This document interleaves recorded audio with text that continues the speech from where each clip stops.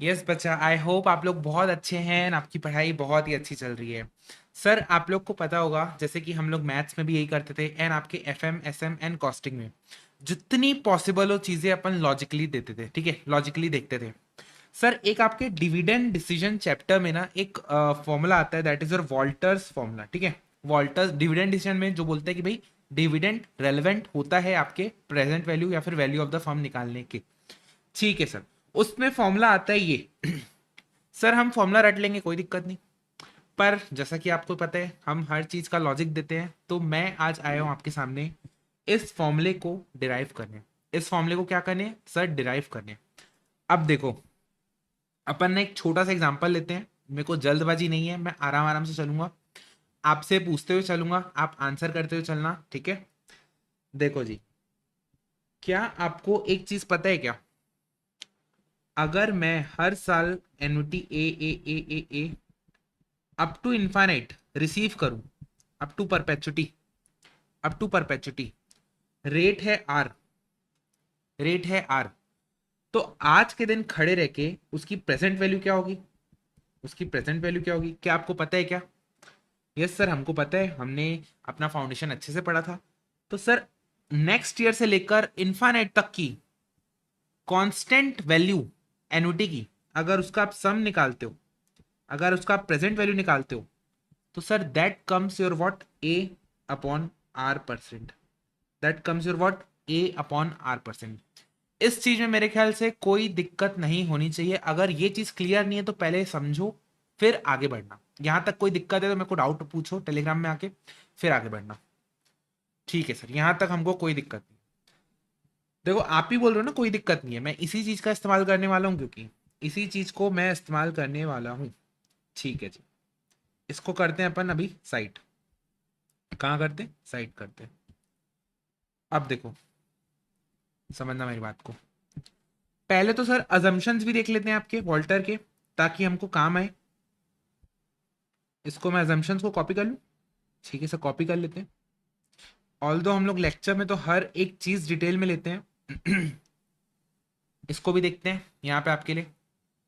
All investment, क्या बोल रहे हैं सर? ऑल इन्वेस्टमेंट, अरे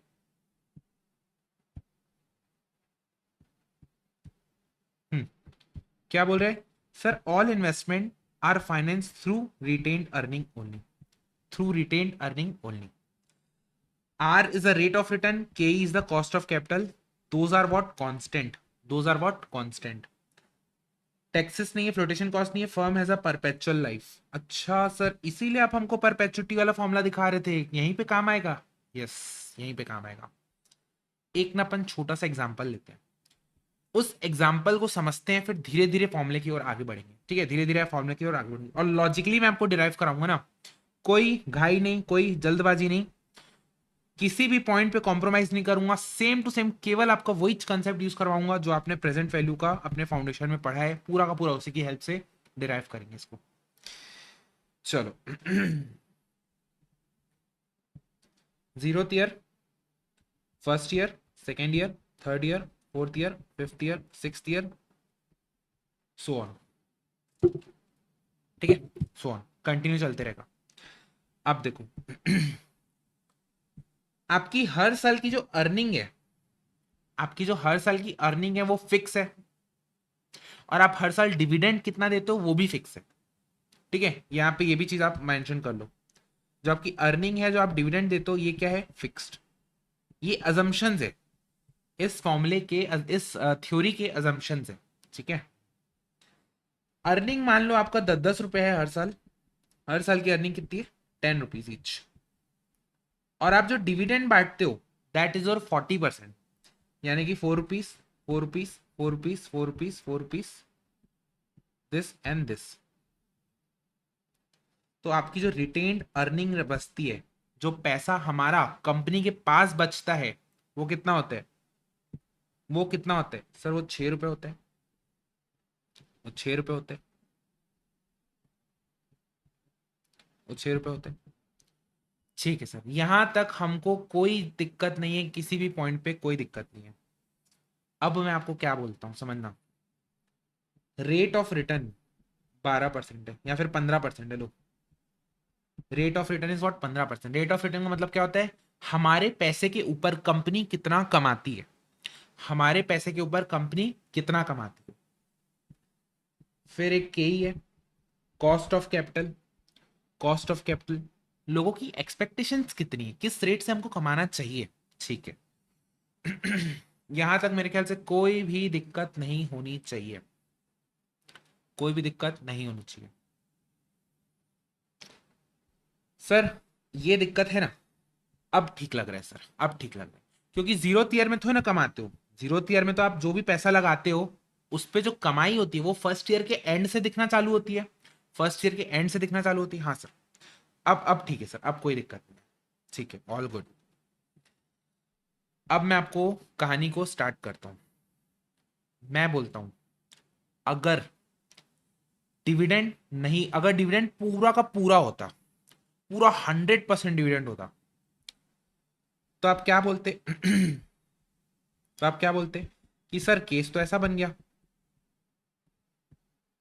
10 10 10 10, यानी हर साल 10 10 रुपए इन्वेस्टर को मिल रहा है, हर साल 10 10 रुपए इन्वेस्टर को मिल रहा है, which becomes your what? Annuity, A upon R, that is your 100। कितना हो गया सर? 100 हो गया। कितना हो गया सर? 100 हो गया। ठीक है, बात तो सही है, बात तो सही है कि भैया हमको हर साल 10 10 रुपए मिल रहा है और आपका 100 रुपीज वो बन जा रहे हैं। ठीक है, आज के दिन में उसकी वैल्यू 100 रुपीज बन जा रही है up to perpetually. But sir कहानी में है ट्विस्ट। कहानी में क्या है? ट्विस्ट। कौन सा ट्विस्ट?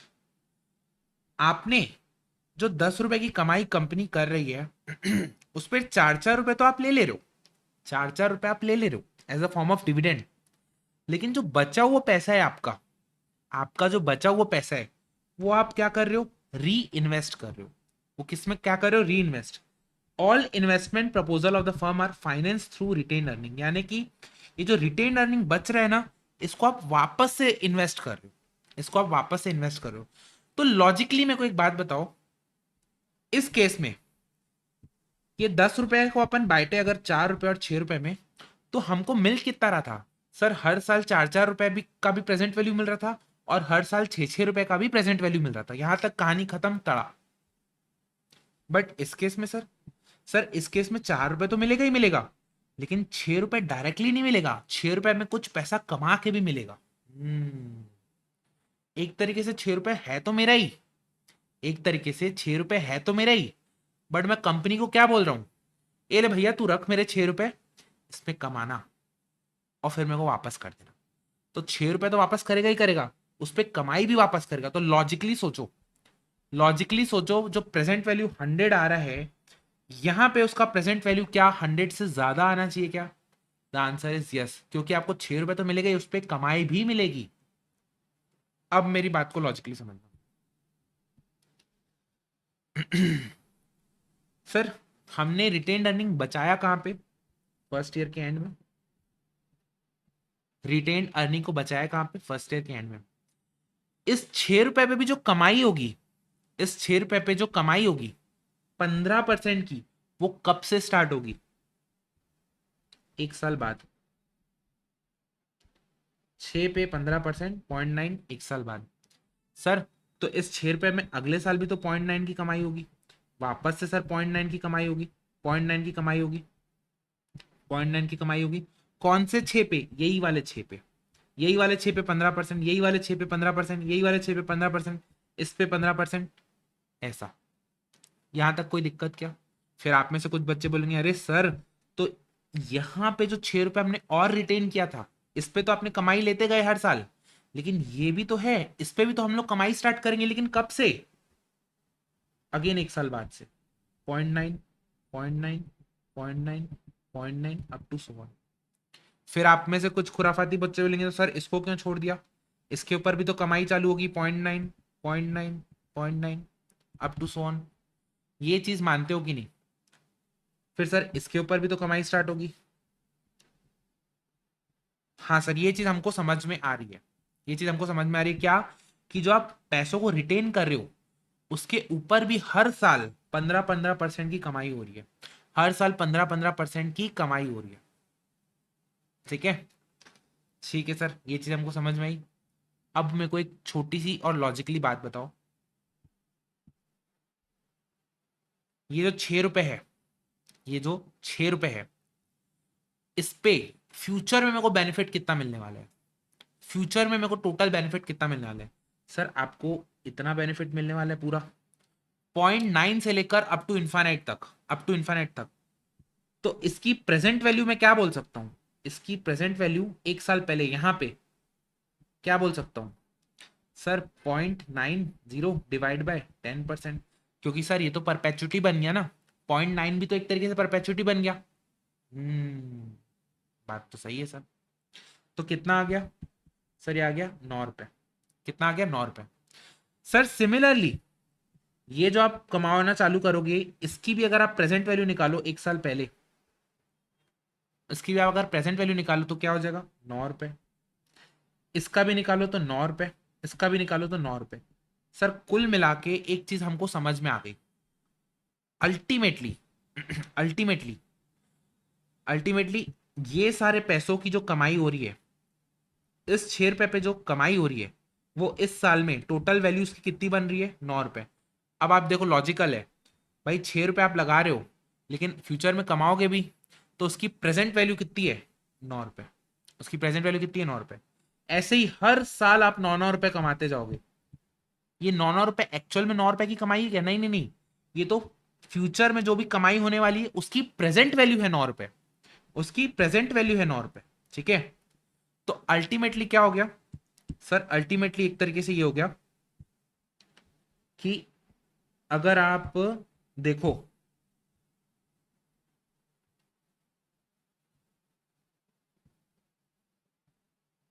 हर साल आपके पास 9 9 रुपए और आ रहे हैं। Sir as a shareholder मेरे पास पैसे कितने वापस आ रहे हैं मेरे इन्वेस्टमेंट का? मेरे को तो पहले तो डिविडेंड आ रहे हैं। इस डिविडेंड को परपेचुटी में अगर प्रेजेंट वैल्यू निकालूं जीरो ईयर में, इस 4 4 रुपए का प्रेजेंट वैल्यू निकालूं जीरो ईयर में, तो कितना हो जाएगा sir? 4/10%, that is your 40 rupees. And इस 9 9 रुपए का प्रेजेंट वैल्यू अगर परपेचुटी का निकालूं प्रेजेंट वैल्यू, तो हो जाएगा 9/10%, that is your 90 rupees. Sir तो इन शॉर्ट शेयर होल्डर के हाथ में पैसा कितना आया? Sir in short share holder की वैल्यू कितनी हो गई आज के दिन में? सर 40 + 90 दैट इज और 130। कितनी हो गई? 130। और हमको पता है 100 रुपए से ज्यादा ही होनी थी, क्योंकि हम लोग कुछ पैसा हमारा कंपनी के पास गिरवी रख रहे हैं, जिसपे कंपनी मेरी एक्सपेक्टेशन से मेरी एक्सपेक्टेशन से ज्यादा कमा के दे रही है। मेरी एक्सपेक्टेशन से ज्यादा कमा के दे रही है। ठीक है, एक सेकेंड रुकना। ठीक है, तो अब देखो सर, हमारे पास जो हमारा डिविडेंड था, जो चार, कायदे से तो हमारे हिस्से के 10 रुपए थे, लेकिन हमको 4 रुपए तो डायरेक्टली हमको मिल गया in the form of dividend, जिसका हमने प्रेजेंट वैल्यू निकाल ली परपेचुटी की। लेकिन सर 6 रुपए को ना डायरेक्टली नहीं खींच के, क्योंकि 6 रुपए पे कमाई भी होती जाएगी, तो उस कमाई को मैंने पकड़ा और देखा कि उस कमाई की प्रेजेंट वैल्यू कितनी हो रही है। Sir that is 9।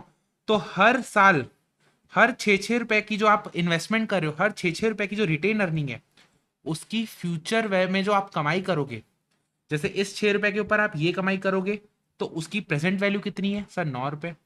इस 6 रुपए पे आप इधर से कमाई चालू करोगे, इसकी प्रेजेंट वैल्यू कितनी है? 9 रुपए।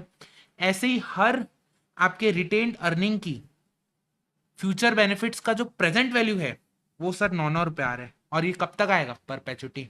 यानी इस 9 9 रुपए को आप कब तक खींचोगे? Up to infinite, that is 9/10%। ये आपका हो जाएगा वॉट? प्रेजेंट वैल्यू ऑफ इस 6 रुपए की। चलो जी, अब आप देखो, कुछ बच्चों के मन में डाउट आता है ना कि भैया आपने 4 रुपए को तो खींचा, 6 रुपए को क्यों नहीं खींचा? अरे ये 6 रुपए की जो 6 रुपए पे जो आपने कमाया, और 6 रुपए इटसेल्फ सब सूद सबूत मिला के 9 रुपए आया, तो इसमें ये इंक्लूडेड है, इसमें ये इंक्लूड है, इसमें इंक्लूड है। ठीक है, ऐसा। लेकिन सर अब इसको फॉर्मूले के फॉर्म में लिख सकते हैं क्या? फॉर्मूले के फॉर्म में लिख सकते हैं क्या? बात तो सही है यार, बात तो सही है, समझना मेरी बातों को। सर पहला तो आपका डिविडेंड, पहला तो आपका डिविडेंड चाहिए हमको, उसकी प्रेजेंट वैल्यू खींच के लाओ, तो वो हो गया ये। कैसे सर? देखो ये 40 रुपीज ऐसे ही आया क्या? हाँ सर ऐसे ही आया, क्योंकि इस 4 4 रुपए को परपेचुटी तक ले जाएंगे और उसकी प्रेजेंट वैल्यू निकालेंगे तो क्या हो जाएगा, 4/10%, डिविडेंड अपॉन के ई। ठीक है सर, ऐड करेंगे सर इसमें, किस चीज को ऐड करेंगे? इस पॉइंट, अच्छा ये 9 रुपए कैसे लाया आपने?